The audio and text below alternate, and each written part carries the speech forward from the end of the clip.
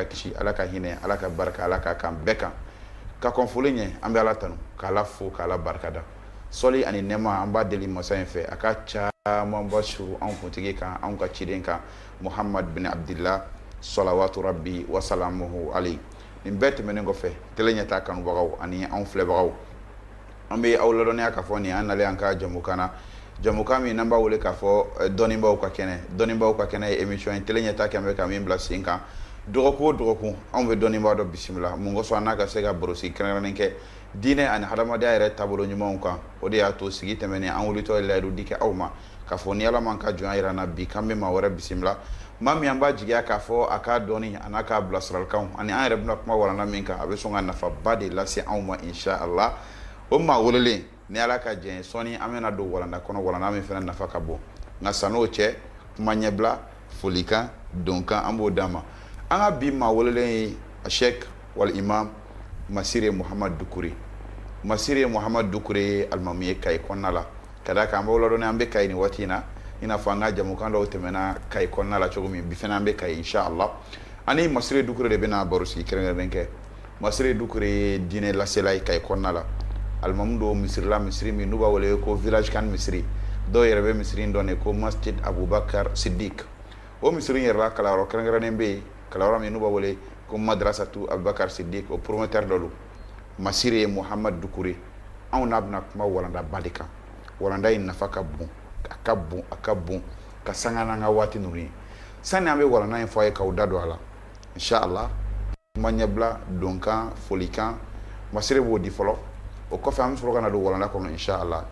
Imam Masire salamu alaikum. Wa alaikum salam wa rahmatullahi wa barakatuh. Tele ɲɛtaga kanuba caman bɛ yen ni émission in ka d'u ye an bɛ émission in wele dɔnnibaw ka kɛnɛ i n'a fɔ a b'a kalama cogo min émission in filɛbagaw ani a kanubagaw ani tele ɲɛta yɛrɛ kanubagaw ani silamɛ bɛɛ an b'a fɛ ka foli kan kɛrɛnkɛrɛnnen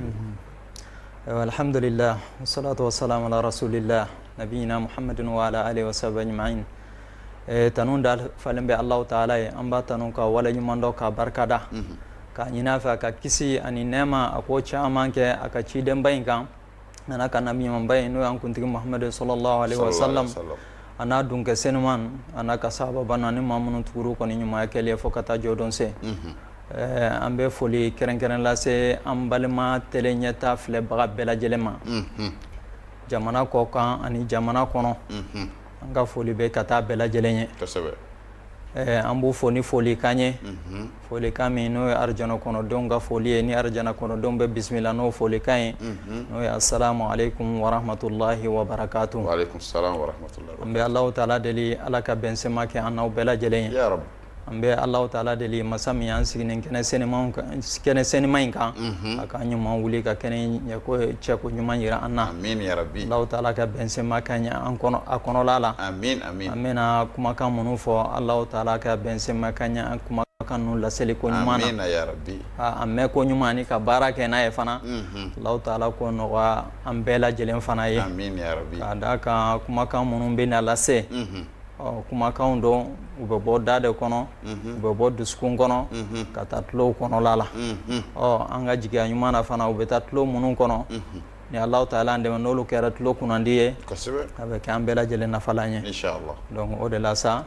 an bɛ Alahu taala deli ala k'an bɛɛ sababa ma ya Rabbi. Nin ye folikan ye Jamil k'a lase tele ɲɛta filɛbaga bɛɛ lajɛlen ma ka foli lase i yɛrɛ fana ma ani tele ɲɛta baarakɛla bɛɛ lajɛlen ni ala sɔnna o ma ala k'an bɛɛ sababa ma amin rabbi jazakallah khairan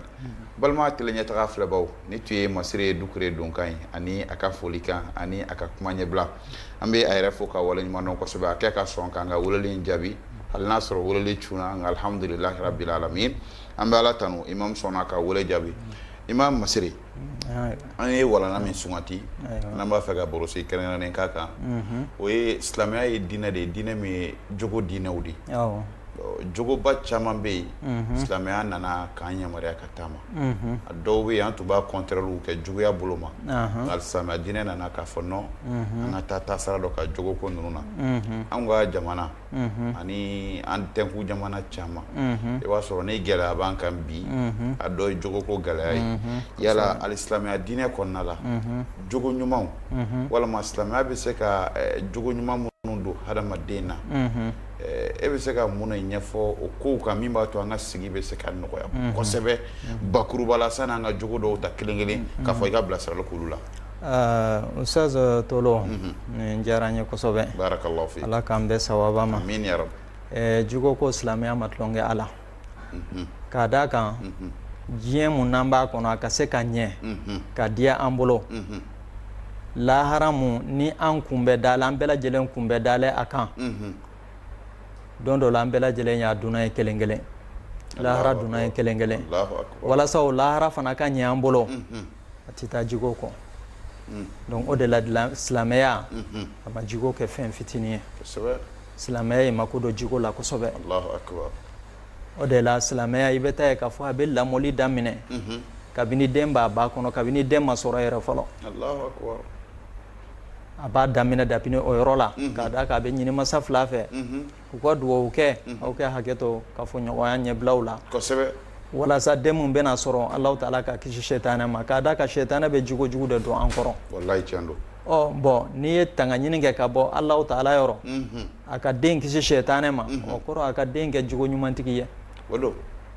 tumana min na den mana sɔrɔ fana i bɛ taa ye k'a fɔ ko duwawu bɛ kɛ Ala k'a kɛ silamɛ ɲuman ye Ala k'a kɛ nin Ala k'a kɛ dɔnnibaga ye o bɛɛ ka jogo ɲuman nata n'a ye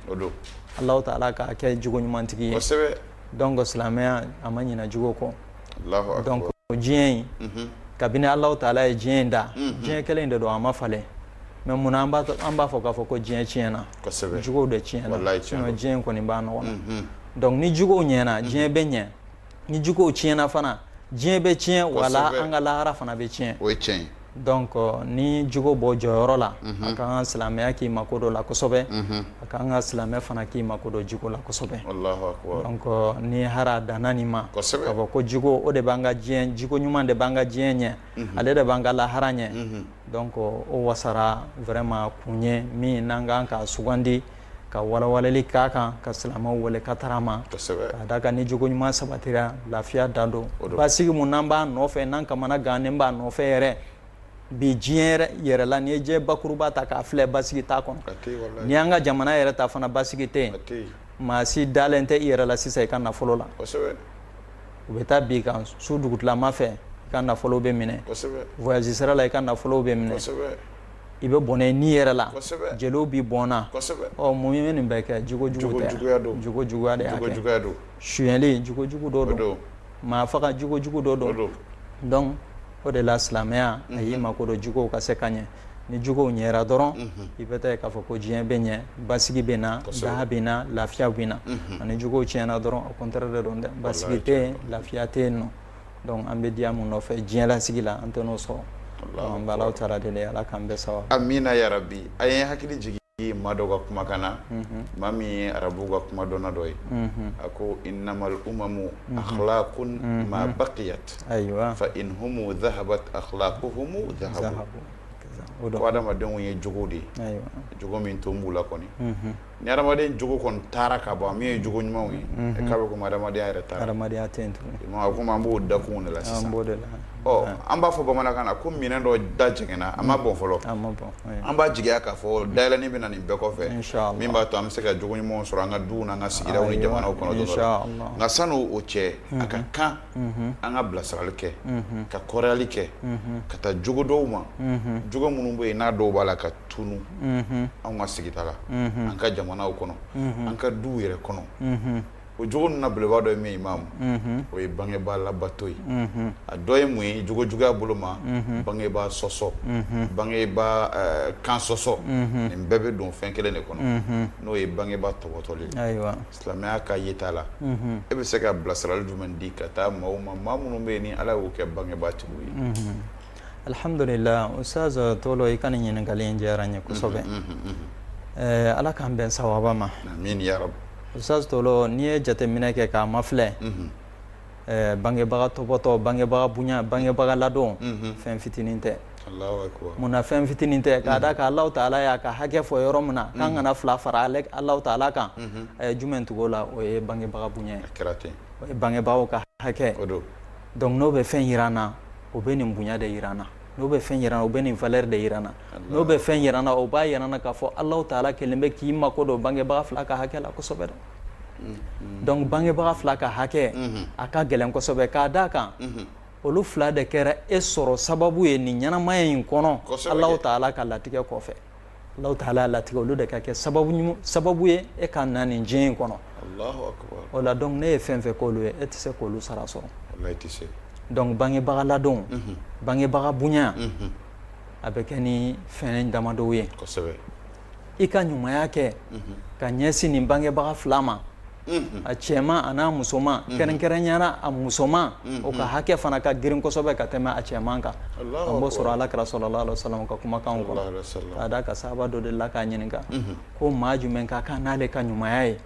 diɲɛ bɛɛ lajɛlen kɔnɔ a ko i ba a y'a ɲininka ko n ba kɔfɛ a ko siɲɛ filanan i ba tuguni a y'a ɲininka o kɔfɛ siɲɛ sabanan a ko i ba tuguni a y'a ɲininka o kɔfɛ naaninan a ko i fa Allahu akbar o bangebaga musoman an kana tulonkɛ n'u ye dɛ tin gɛlɛya ka jugu dɛ n'i ko i ka misaliya kɛ an b'a ni fɛn min ka surun dɔn o ye saya sɛkara ye dɛ a bɛ saya ni balo de cɛ donc o bangebaga musoman an kana tulonkɛ o la an ka mako dɔw la a fila bɛɛ lajɛlen ko dɔn nka kɛrɛnkɛrɛnyara a musoman k'a d'a kan ale bɛ sɛgɛn min y'i la cɛman t'o y'i la dɛ donc an ka hakili to olu la donc ni maa fila i ka ɲumanya ka se u ma fɔ t'a la ani kɛ t'a la a fila bɛɛ de don dɛ a fɔta i bɛ min fɔ ka ɲɛsin u ma k'a taara u ma a ka kɛ ɲuman de Allahu akbar wa n'i bɛ min kɛ u la fana kɛ t'a la o fana ka kɛ ɲuman de dɛ a fɔta la juguman kana bɔ i da kɔnɔ ka ɲɛsin u ma a fitinin o de nka o ɲɛ fɛ an ka société kɔnɔ wallahi ya bɛn wallahi masa bɛ den ci karisa taa nin kɛɲɛ sugu la a musoman karisa taa n ka na sa e fana sa a bɛ mɔgɔ tɔgɔ i ye Ala sɔsɔ dɛ i ye Ala sɔsɔ dɛ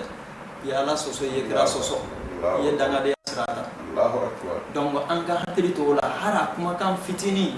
juguman a kana ta ka ɲɛsin fɛn fɛn ni hakili ɲuman dungɛtigi b'a dɔn k'a fɔ nin ye kuma ɲuman ye sariya b'a jate kuma ɲuman ye o de t'a k'o ɲɛsin kuma n'i bila hariko la n'a ka gɛlɛn ma a kɛli ka gɛlɛn i ma ou bien bana b'i la a fɔ n'o ye nin fɔcogo ɲuman ye o la u b'a faamu ci la u bɛ bila baara la foyi t'i la i bɛ se ka kɛ yɛrɛ fana nka i bɛ ban yɛrɛ o ye kabako ye dɛ donc min y'a kɛta fana ye a kɛta ɲuman de ka ɲɛsin u ma i seko damayira la la yukallifu Allahu nafsan illa wusaha i seko damayira ye min ye ɲuman na kumakan na kɛwale la i k'i jija i k'o ta ka ɲɛsin bangebaga fila ma o sɔs tolo ni nin bangebaga bonya min filɛ nin ye bangebaga gasisigi min filɛ nin ye bangebaga duwawu ɲini min filɛ nin ye ko o ka kɛ u ka ɲɛnamaya kɔnɔ an'u salen kɔfɛ fana o fatulen kɔfɛ fana o fatulen kɔfɛ fana i b'u duwawu ɲini k'o barika ɲini Allahu akbar nka o bɛna kɛ cogo di u taɲalen kɔfɛ nin bangebaga fila ninnu i b'u bonya cogo di i b'u duwawu ɲini cogo di i bɛ barika sɔrɔ n'u ye cogo di o de y'i ka duwawu kɛ u fila ye tuma bɛɛ lajɛlen barika minnu ka ɲɛnamaya la Allah Taala yɛrɛ b'an bilasira qul rabbi irhamhuma kama rabbayani saghira i ka nin duwawu kɛ ka caya tuma bɛɛ i bangebaga fila ye Ala hinɛ u la Ala yɛrɛ bɛ k'an bilasira Ala hinɛ bange cɛla n'i ye jateminɛ kɛ bangebaga fila ka hinɛ ka bon den kan kosɛbɛ ka fitinin olu bɛ si u ɲɛ la ni e banara la olu ka bana bɛ juguya ka tɛmɛ e ta kan ka sɔrɔ foyi tɛ ninnu na nka olu bɛ bana cogo min e ka bana bɛ o ka jugu ne ta i ka bana yɛrɛ kama u bɛ bana i ka bana kama ne banara u tɛ sigi u tɛ jɔ u bɛ fɛn fɛn ɲini u b'a ɲini ka tara e ma i ka fɛɛrɛ bɔ la i ka dumuni na i ka lahalaw bɛɛ bɛ se ka ɲɛ cogoya min na kabini k'a ta i fitinin fita na se kalan dɔw u b'i ta k'i don kalan na ka jɔ n'i ka kalan sara u bɛ sɔrɔ ka wuli boyi k'i labɛn ka taa n'i kalanyɔrɔ la ka t'e kunbɛn nin bɛɛ lajɛlen ye cɛsiri dɔ de ye f'e bɛna kɔrɔbaya dɔɔni ka na se nafa ye tuma na ne ser'u nafa ye e fana kan k'u nafa wallahi kan ka kɛ i kan k'u nafa k'a d'a kosɛbɛ kan kosɛbɛ u ye cɛsiri mun kɛ i tɛ se k'u sara dɛ maa tɛ se ka bangebaga sara sɔrɔ dɛ nka e fana bɛ dɔ kɛ i b'i cɛsiri i bɛ dɔ kɛ Allahu akbar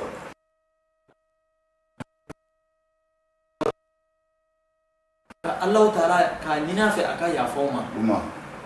ala hinɛ masa karisa la ou bien hinɛ masa karisa cɛman na musoman wala hinɛ masaw la ala hinɛ u la hinɛ yafa aw ma nin dakuruɲa fila nin bɛ jɔyɔrɔba ye o tiɲɛ wallahi mɛ n'anw ta kɛra kaban ni masaw tanyara kaban n'a ye tile 3 tile 7 tile 40 sara bɔ o fɔ yɛrɛ la a banna kaban ɲɛna ka su a banna n'o tɛ silamɛya m'o fɔ tuma bɛɛ i ka duwawu ta u ye ko mako tɛ nafolo la ala kɛra sallallahu alaihi wasallam ko ni kunna hadamaden tanyara kaban k'i ka baara bɛɛ lajɛlen bi jɔ fo fɛn saba ninnu dɔ la kɛ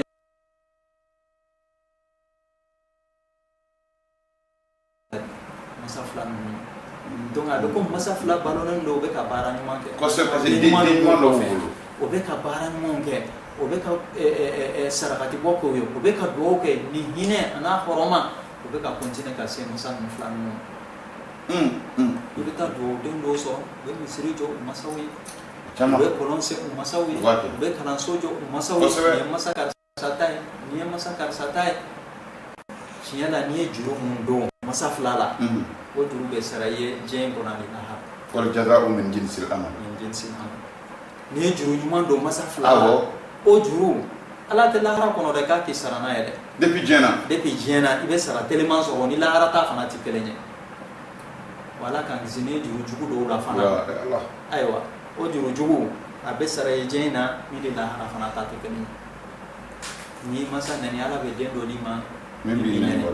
n'i masa bugɔ ala bɛ den dɔ d'i ma min b'i bugɔ n'i masa fana faga ala kan kisi Allahu taala bɛ den d'i ma min fana b'i faga o caman misaliyaw tɛmɛna o kuma la donc o la an kana tulonkɛ ni masa bonya kosɛbɛ n'an ye juru mun dɔw la o juru ɲɔgɔnna de bɛ sara donc o la o masa fila u bonya fana ye jumɛn u duwawu ɲini o fana bɛ sɔrɔ ni jumɛn u ntanyalen kɔfɛ masa ninnu u ye wasiyakan d'i ma u ye sarangani kan u tatɔ yan'u ka taa u conseil minnu di ɲɛnamaya la karisa ni ntanyara i bɛnkɛ karisa a ye nin dugu in d'a ma karisa ni ntanyara a ye misiri jɔ n ka nafolo la silamɛya sariti minnu fɔ madama n'a ma bɔ olu kɔnɔ madama n'a ma sarangani kan fɔ min bɛ Alahu taala ni kira sallallahu t'a fɔ ɲɔgɔn na e jagoyalen bɛ i ka bɔ n'o sira ye ni nafolo don n'a ma tɛmɛ nafolo tilan sabanan kosɛbɛ donc i kan k'o wasiyakan ninnu i kan k'o boli sira fɛ o bɛ taa den caman ye tumana min na masa b'i kɔ dɔn ka ban a banna o wasiyakan n'o bɛ papiye yɛrɛ la a b'o fara k'o jeni a ma ko t'o la o tɛ bɔ tuguni k'a dɔn k'a fɔ i ye masa sɔsɔ dɛ i ye dangadenya sira ta donc a ka wasiyakan ninnu i kan k'olu labato o hakɛza a bɛ ten fana a tanyalen kɔfɛ a sinji i k'a sinji tugu i bɛ taa sɔrɔ tumana min na e masa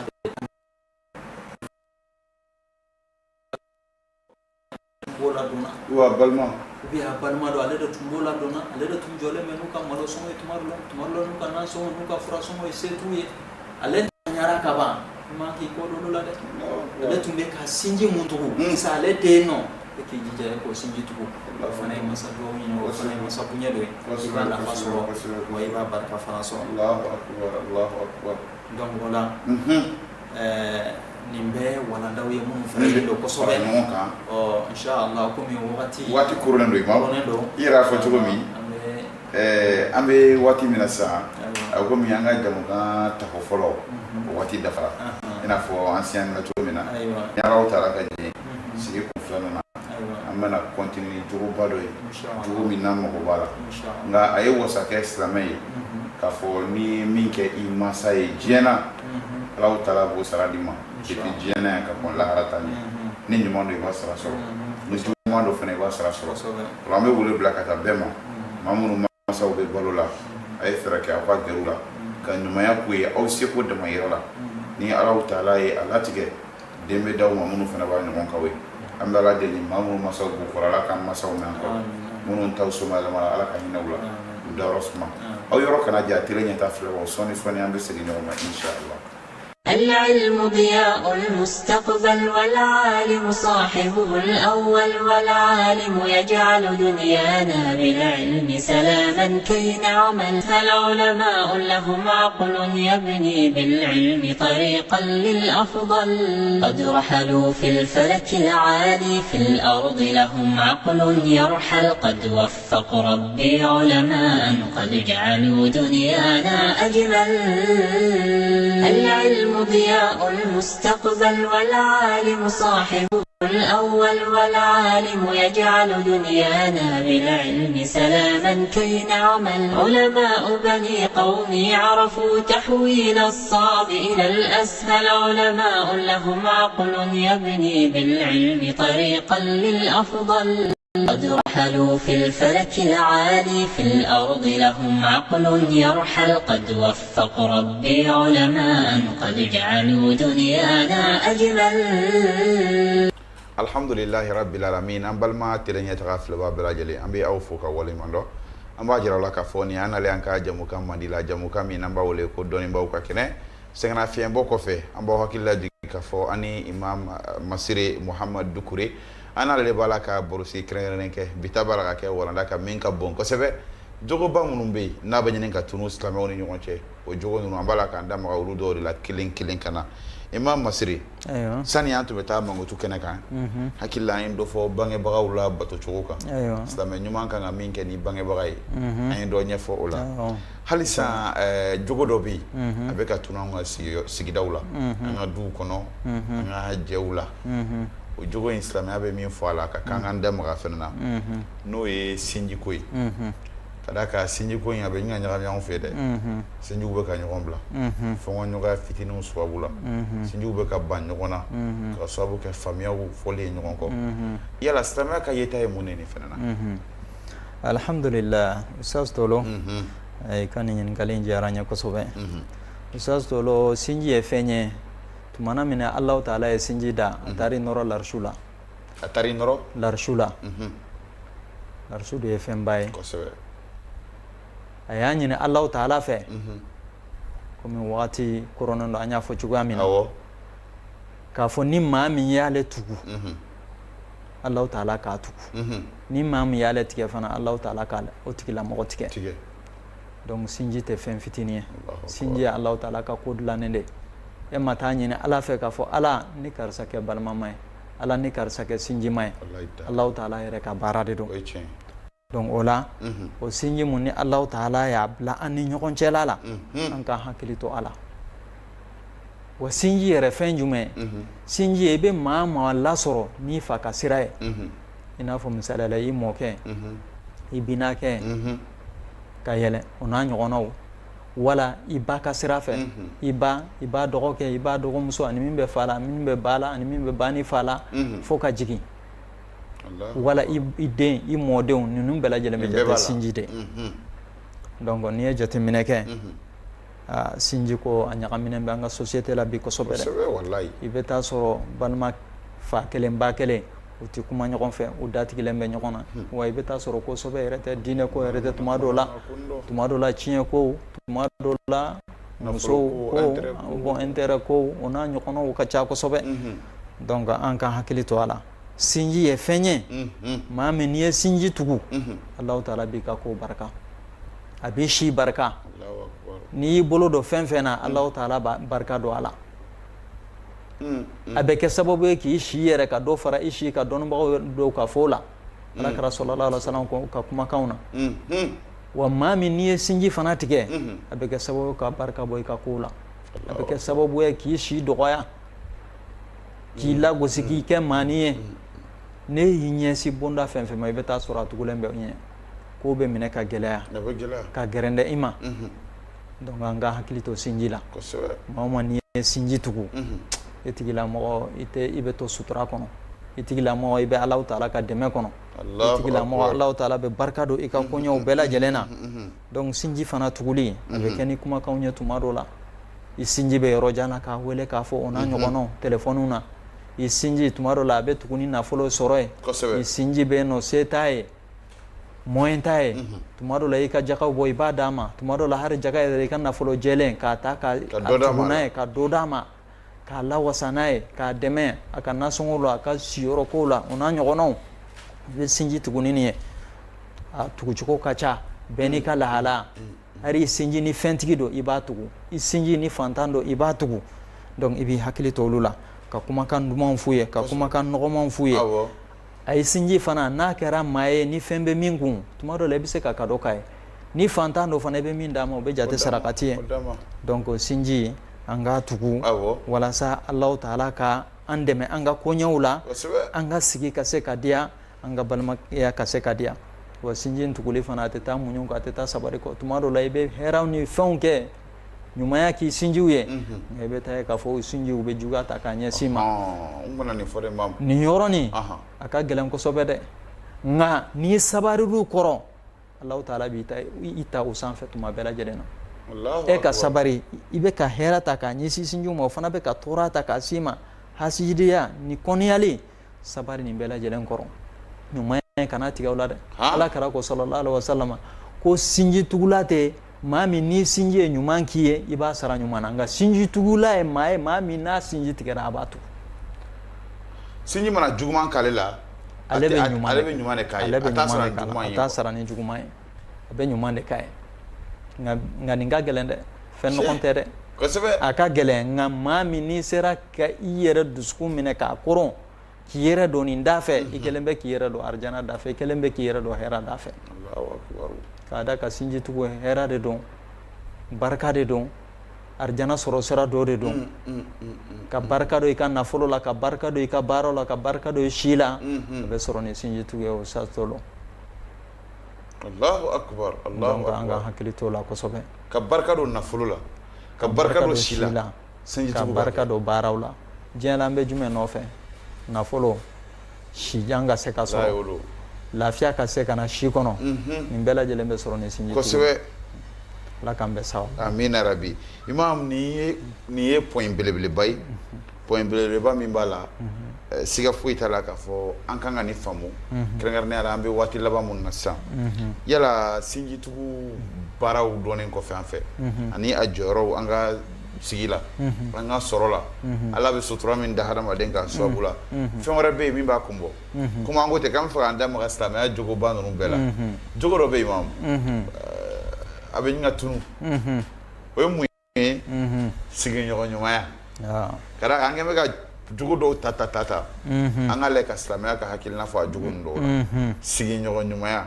e bɛ se ka mun de fɔ an ye alhamdulillah ustaz Tolo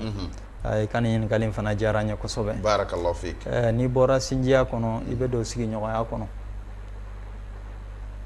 ustaz Tolo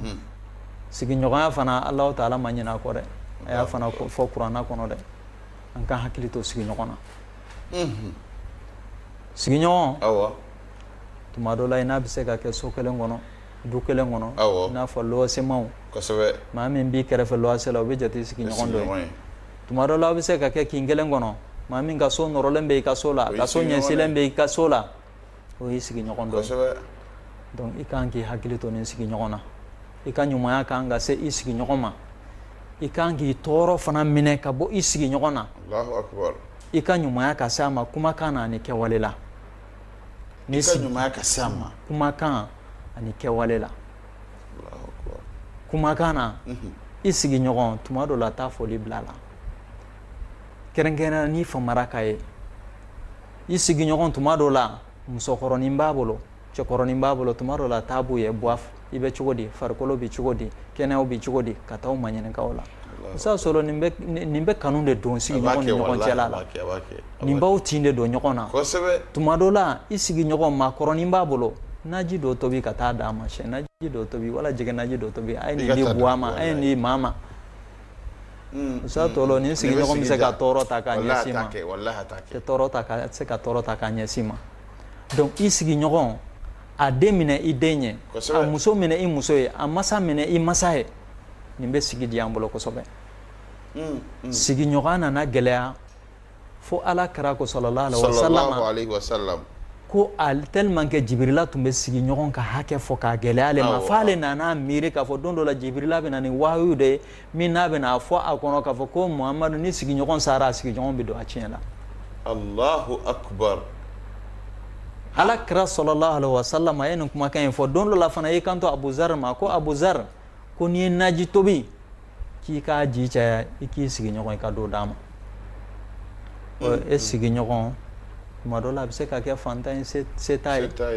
daga mankan tɛ b'ale bara ni seli tɛ k'a da kan n'an ye jaba ninnu bila tulu la o mankan min bɛ bɔ e sigiɲɔgɔn bɛ a denw b'a bolo kasaw bɛ taa yen nɔ olu t'a sɔrɔ k'a dun tuma dɔ la a bɛ na ni ɲangoya ni hasidiya yɛrɛ sigi kɔnɔna la nka n'ale y'o mankan mɛn su bɛ ko tuma dɔ la e ye tasa dira denmisɛnninw ma e taa nin di karisa ma k'u nin yɔrɔ sɔrɔ a la olu yɛrɛ bɛ dugawu kɛ hali ka garisɛgɛ ɲuman sɔrɔ tiɲɛ la u bɛ dugawu ta i ye wala u bɛ dugawu kɛ wa i juguya ni kɔniya fana o tɛ kɛ o dusukun na k'a da kan Alahu taala ye dusukun da maa min bɛ ɲɛli kɛ katara ma a b'a kanu ahsin ala nasi tastabid qulubahum kaza Allahu akbar donc i k'i hakili to nin yɔrɔ la wa sigiɲɔgɔn komi an y'a fɔ i ka ɲuman ka s'a ma kumakan na ani kɛwale la i ka juguman fana kana s'a ma kumakan ani kɛwale la i k'i kɔlɔsi o fana la i ka juguman kana s'a ma kumakan ani kɛwale la i ka nɛni kana s'a ma i ka gurujali kana s'a ma i kana danbe guruja i kana makɔrɔ fɔ i k'i hakili t'olu la i ka wuluwuluji kana boli ka taa ka so da la i ka misiki mankan o kana s'a ma ye i k'i hakili to nin bɛɛ lajɛlen na Imam i filɛ ka fɛn dɔw kɔrɔ sisan nin ka dɔgɔ an ka sigi la dɛ an k'an dun k'an ka hakili to nin na dɛ sigiɲɔgɔn ka gɛlɛn kosɛbɛ dɛ a tɛ k'a kɔrɔfɔ a b'a den mansaw dɔgɔya wala a bɛ wuluwulu lase a ma walima misiki mankan silamɛya nin bɛɛ lajɛlen bali hari ni maa bɛ voyage sira la min bɛ sigili kɛrɛfɛ i sigiɲɔgɔn dɔ don i k'i hakili to a la i ka tɔɔrɔ kana s'a ma kumakan na kɛwale i ka ɲumanya de ka s'a ma mobili jɔra dumuni san yɔrɔ dɔ la i sera dumuni san yɔrɔ ka dumuni dɔ san k'a d'a ma ka biscuit dɔ san denmisɛnninw b'a bolo k'o d'o ma o n'a ɲɔgɔnnaw karisa nin minɛ ji minɛ nin minɛ ni maakɔrɔba dɔ k'a dɛmɛ donni t'aw la nin bɛɛ lajɛlen bɛ jate sigiɲɔgɔn ɲumanya ye o sa sɔrɔ komi an y'a fɔ wagati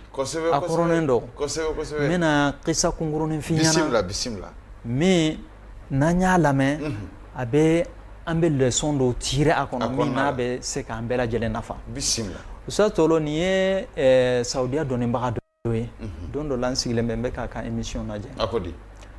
a ko k'ale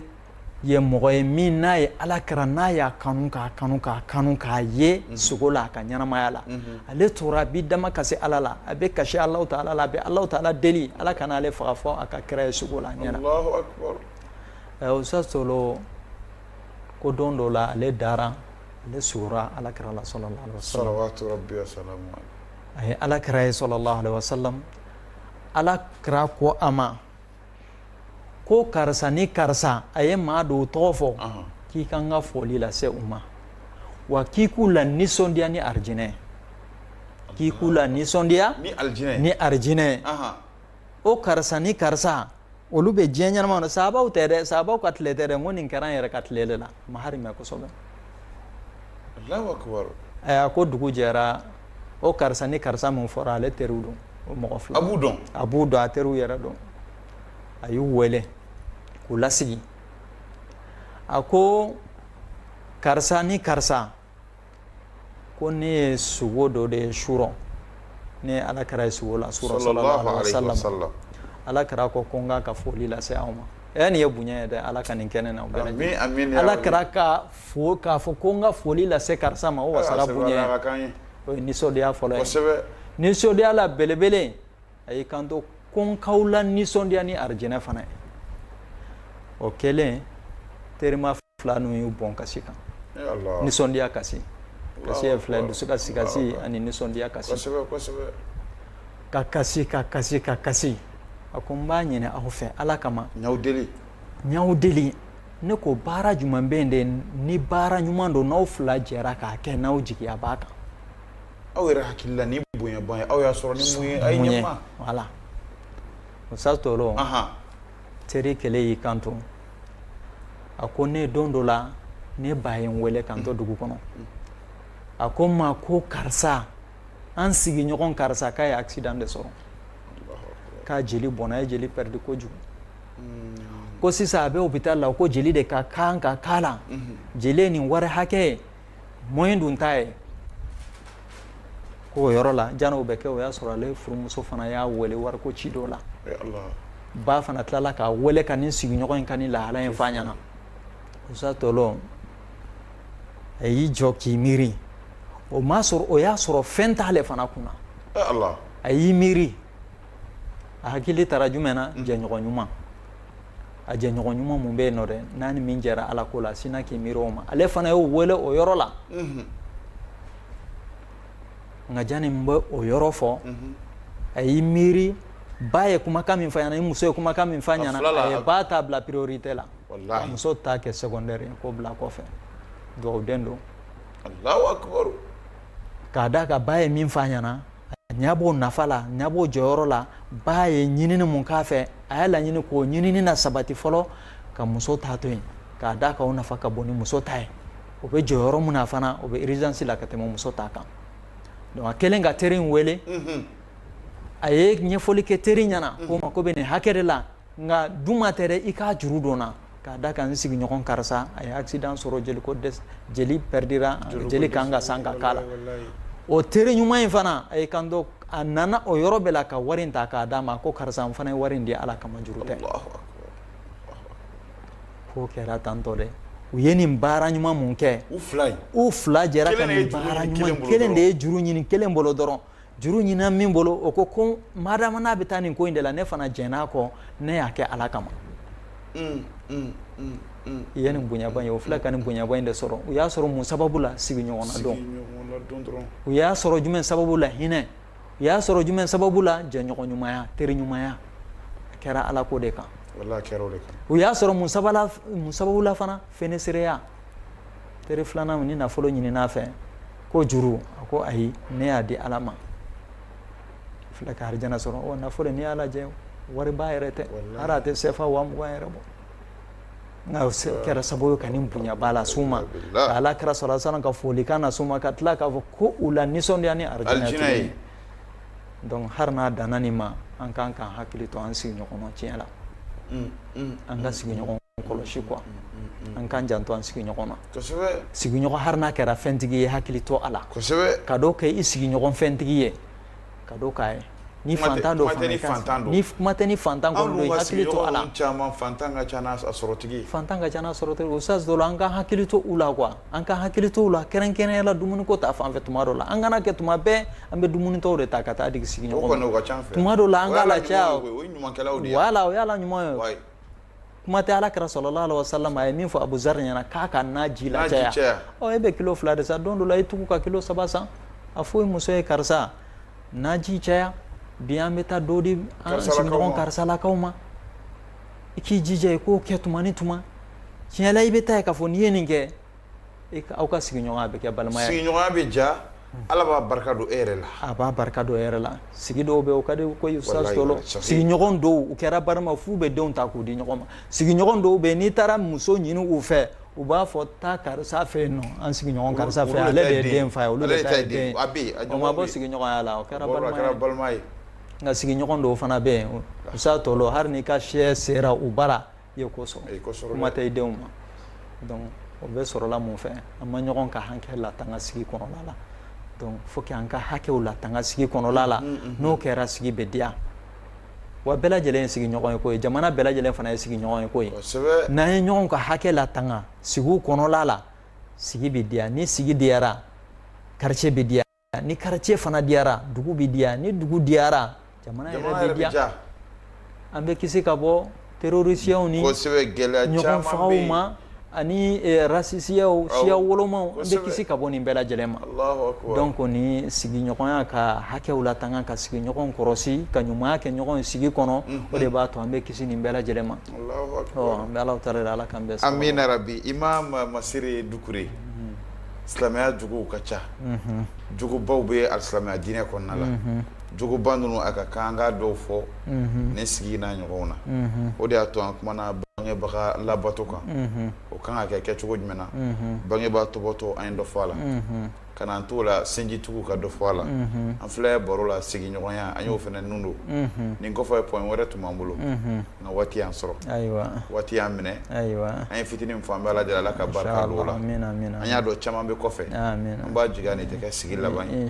don n'a nataw la an na ɲɔgɔn sɔrɔ tuguni inshallah ka se ka walanda kɛrɛnkɛrɛnnen di an filɛbagaw ni an kanubagaw ma dɔnnibaaw ka kɛnɛ émission filɛbagaw a ka d'an ye i ka folikan ani kuma laban ni bilasiralikanw d'u ma inshallah. Alhamdulillah Ustaz Tolo bilasiralikan mun bɛ n bolo fɔlɔ o de ye k'a fɔ ko nin teleso min filɛ nin ye n'o ye tele ɲɛta ye alhamdulillah an b'o fɔ k'u waleɲuman dɔn kosɛbɛ k'a d'a kan teleso in a sigi kun ye ɲɛnamaya ɲuman o bɛ se ka sabati cogo di k'a d'a kan programme caman b'u bolo an b'a lajɛ alhamdulillah wasa dan don alhamdulillah donc o la an ka hakili to teleso in na n'i ye a bɛ fɔ ko tele a dabɔra mɔgɔ de k'a filɛ o telesow ka ca a dɔw bɛ yen nɔ i bɛ taa sɔrɔ ɲuman tɛ bɔ a la u b'an juguw de tiɲɛ u b'a ɲini k'an ka jamanaw tiɲɛ k'an ka sigidaw tiɲɛ nka tele minnu b'a ɲini k'an ka sigidaw dilan k'an juguw dilan k'an juguw ɲɛ ka faamu ɲuman d'an ma jamana ko la fasodenya ko la diinɛ ko la an k'an ka hakili to teleso ninnu na k'u jukɔrɔma don don n'an ka sɔrɔw ye n'an ka hakilina ɲumanw ye ka tele ninnu émission fana lajɛ ka hakili to u la donc o ye min ye n b'o fɔ telemafilɛla bɛɛ lajɛlen ye tele ɲɛta kanubagaw bɛɛ lajɛlen ye donc vraiment u bɛɛ lajɛlen k'u jija ka teleso in k'u dɛmɛ harisa k'u dɛmɛ hali ni duwawu fana ye ka da k'o ye fɛnba ye Alahu taala ka ɲɛtaga d'u ma harisa Alahu taala k'u sabati harisa u bɛ min ɲini Alahu taala fɛ hɛrɛ la diɲɛ ni lahara Ala k'a nɔgɔya u ye ni sera min ye tɔɔrɔ fana la Alahu taala k'a n'u kisi o ma Ala ka bɛnsɛma kanu bɛɛ lajɛlen ye an b'a ɲini Alahu taala fɛ Ala ka sijan ni kɛnɛya ni labanko ɲuman Ala k'o d'an ka maakɔrɔw ma jugo ko munna b'a la Alahu taala k'an ka jugow ɲɛ Ustaz Tolo n bɛ yɔrɔnin kelen fɔ a na ɲa hakili t'o la bana fɛn fɛn bɛ ye fura b'a la o yɔrɔnin kelen ye jumɛn ye o de ye n'an b'a fɛ juguw ka ɲɛ an ka seli matarafa wa aqimi sɔla inna salata tanha anil fahsha'i wal munkar ni Alahu taala kumakan ye akbar voilà an ka hakili to seli la n'an ye seli matarafa ka seli kɛ k'a ɲɛ ka seli ɲɛdɔn k'a ɲɛ ka seli jɔ a jɔcogo la i n'a fɔ Alahu taala y'a ɲini cogo min i n'a fɔ kira sallallahu alaihi wasallam y'a kɛ cogoya min na siga si t'a la o seli bɛ kɛ fura ye jogojugu mun banna k'o furakɛ dɔɔni dɔɔni k'o ban pewu an jogo bɛɛ lajɛlen bɛ laban ka ɲɛ donc an kana tulonkɛ ni seli ye donc n bɛ min fɔ tele ɲɛta lajɛbagaw ye filɛbagaw ye u k'u hakili t'o la kosɛbɛ kɛrɛnkɛrɛnyala denmisɛnninw an yɛrɛ ko dangadenw cayara an ka hakili t'o la wa n bɛ yɔrɔnin min fɔ fana o den minnu filɛ an k'u dɛmɛ ni duwawu ye n'i y'a ye den bɛ sira jugu kan kana danga dɛ i ye dɔ de fara a kan i y'a tɔ di sɛtanɛ ma ka taa duwawu t'a ye tuma bɛɛ lajɛlen na i ka nafila seliw la i ka duwawu t'a ye i k'i dama kasiri ka taa Alahu taala la maa tiɲɛnen joli joli bɛ ni Alahu taala y'u yɛlɛma k'u kɛ maa ɲumanw ye k'u kɛ Ala ɲɛ siran ɲɛjɔnw ye k'u labanw ɲɛ donc maa kan'i jigi tigɛ Ala la i den bɛ fɛn o fɛn kɛ a ɲini Ala fɛ dusukun bɛ Ala de bɔra Ala k'a kana donc nin ladilikanw bɛ n bolo ka se tele ɲɛtaw ma ayiwa an bɔra ka kuma mun fɔ kalanden kumaw don ni sababa sɔrɔla la Ala ka bɛnsɛma ye an bɛ Alahu taala tanu ka waleɲuman dɔn o kan ni fili sɔrɔla la yɛrɛ fana o ye kalandenya jɔyɔrɔ ye an bɛ Alahu taala deli Ala ka yafa ma o la Ala ka bɛnsɛma k'an n'aw ye fitinin mun fɔra a baara ko ɲuman Alahu taala k'o nɔgɔya n'aw bɛɛ lajɛlen ye an b'a Alahu taala deli Ala kana a kɛ an ka sigi laban ye Ala k'an si jɔ ka sigi wɛrɛ kɔnɔ ayiwa ni Ala ye fitinin mun nɔgɔya an na baro k'o kan Ustaz Tolo n b'i yɛrɛ fɔ kosɛbɛ Ala ka sijan ni kɛnɛya d'i ma amin wa ilaykum Ala ka duwawu minɛ tele ɲɛtaga an bɛ aw fo ka waleɲuman dɔn k'Alahu taala deli Ala ka sijan ni kɛnɛya kalifa an bɛɛ la ni tun y'an y'an ka jamukan kɛrɛnkɛrɛnnen kɔnɔ an bɛ min wele ko dɔnnibaaw ka kɛnɛ bi ani maa min tun bɛ baro sigi la o ye masiri Muhamadu Dukure kaye village kan na misiri min bɛ n'u b'a wele ko mosquée Abubakar Sidik o misiri alimamudo imam masiri Dukure ye bilasiralikanw d'an ma a ye ladilikanw di siga foyi t'a la k'a fɔ kuma ninnu an b'a jigin a bɔra dusukun na ni Ala sɔnna a bɛ se dusukun na an bɛ foli ani tanuni di ale yɛrɛ ma ale min sɔnna k'an ka wele jaabi ka sɔrɔ a cunna ka tila ka fara kan farigan dɔɔni bɛ a la i n'a fɔ aw yɛrɛ y'a ye cogo min an bɛ ala deli ala ka lafiyaw di halisa ala ka sababu ɲumanw kɛ ka barika don an n'a bɛɛ lajɛlen na ka barika don an ka siw la ka barika don an ka kɔlɛw la ka barika don an ka nafolomafɛnw na ka hɛrɛ caya n'u bɛɛ lajɛlen an bɛ aw yɛrɛ ladɔnniya k'a fɔ an bɛ Kayire nin waati in na ni ala jana ni a ye ni ala m'an ka jɔn jira an na sigi wɛrɛ dɔgɔkun wɛrɛ nin waati kelen in na an na maa wɛrɛ bisimila aw ka jamukan kɛnɛ kan dɔnnibaaw ka kɛnɛ an bɛ aw fo ka wale ɲɔgɔn dɔn haza wa sallallahu ala nabiyina muhammad wa alihi wa sahbihi ajma'in wassalamu alaikum wa rahmatullahi wa barakatuh dukure jazakallahu khairan assalamu alaikum anjani baraji shukran lakum العلم ضياء المستقبل والعالم صاحبه الأول والعالم يجعل دنيانا بالعلم